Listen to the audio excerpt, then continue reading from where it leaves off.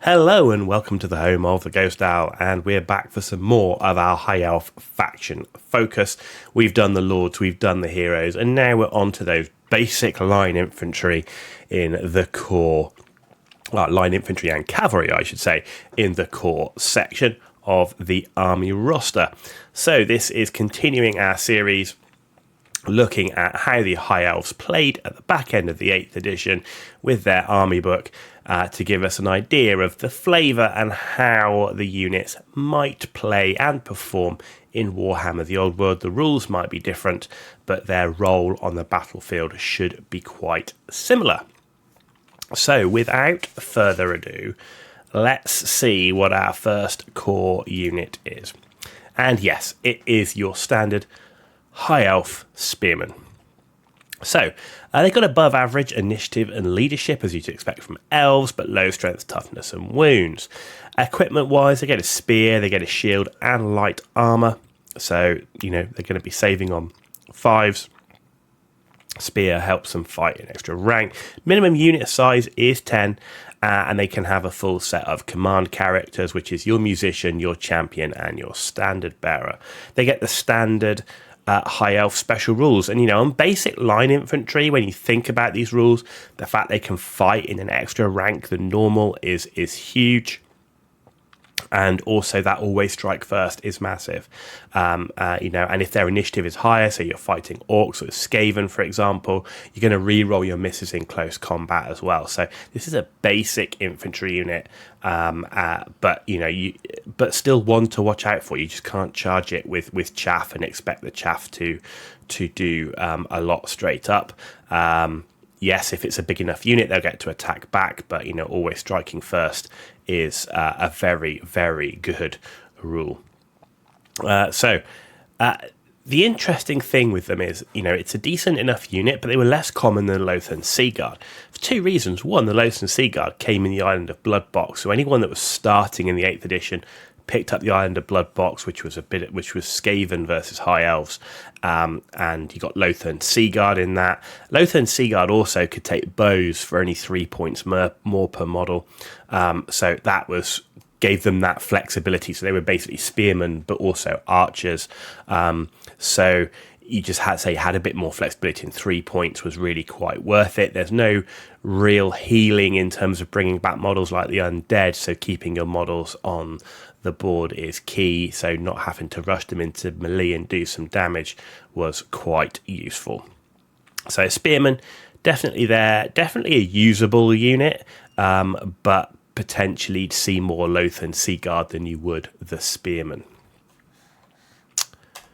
Next up is, yes, the High Elf Archers. One of the things they are well known for is their archery prowess. So above average initiative leadership, they come with a hand weapon and a longbow. Unit size 10 plus with the full command and the full set of special rules. Now this is a really, really good ranged unit. Ballistic skill 4, and they have a longbow as opposed to the bows that are often seen in other armies, which gives them a 30-inch range. So a lot of the time, even if you're shooting it out with another army, you'd have a 6-inch range advantage. They're good value in addition to that Lothern Sea Guard because of that, and they remain a very good unit for protecting mages and archmages at the back while still getting to shoot, and also with a volley fire rule which comes with that. Half of the models in the 3rd and other ranks can also fire, so that gives you more formation flexibility instead of having to always string out in a long line. So that was also quite nice.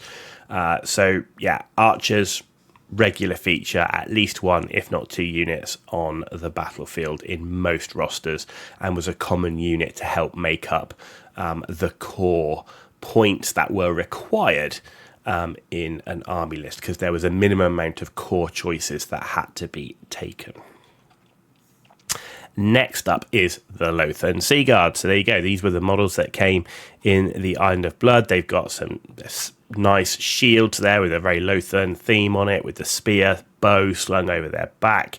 So they come with a spear, a bow, light armor, and they can also take the shields for points, which you pretty much most of the time did. 10 plus unit size with full command and the usual special rules. We've talked about this already. They were included in the Island of Blood starter. Very common. Nice looking miniatures, I have to say. Good theming on them. And unlike most hybrids, they seem to work. Because they were good as spearmen, but they could also take the bow. So it's kind of like, you're doing some range damage as you're moving into position until the point when you get up in combat. And even in combat, they still did pretty well with the martial prowess and the always strike first. So a pretty good unit, and definitely worth taking the bows at the 3 points per model.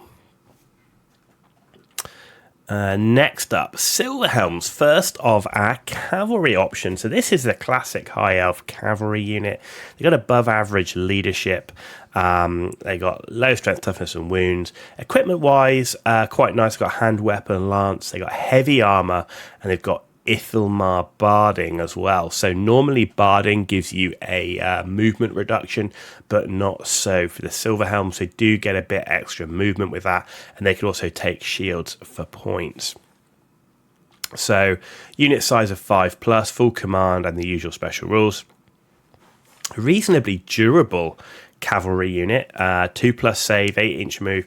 Something that was sometimes seen on the battlefield. Sometimes you'd see Silverhelms, but they were 21 points a model. Most of the time, people were going for the minimum core requirement, so you tended to fill that with archers and Lothar and Sea Guard, and then maximize your points in other areas. And then say, like, if you wanted to have heavy cavalry, you would take Dragon Princes. One of the issues being is the fact they only get one attack as Silverhelms, and generally with cavalry, if you were going to make that charge, you needed to kind of break the enemy unit on the charge unless you were well supported with another infantry unit or the cavalry was on a flank charge. So you tended to find that if you wanted heavy cavalry, people would go down the Dragon Prince route. And I think that was one of the issues here. So if we think about how they might be in the future, is one of the things that GW is going to have to do is make sure the Silverhelms have either an ability or a points cost that makes them at least a choice between them and the Dragon Princes, for example, as to whether you take them or not. Finally up for our core units is the Illyrian Reavers. Pretty cool. These are your absolute horse archer cavalry. They've got good above average movement, initiative, and leadership, so they're quite fast. They come with a hand weapon, a spear, and light armor, and they can take bows as well for 3 points, or you just replace the spears with a bow for 1 point, which was the most common choice. Unit size 5+, can have a full command set, and they come with the fast cavalry special rule, which gives them vanguard deployment, free reform, fire and march at -1 to hit, and they can flee a charge and then rally and reform as normal, but also move and shoot as normal. So fast cavalry, a good rule. So very high mobile cavalry unit, usually taken in small numbers to disrupt enemy movement and charges. Generally, you would take the bows, ditch the spears, and that is because you move them fast, you disrupt the movement, and you get some chip damage with those spears. It was a regularly seen unit.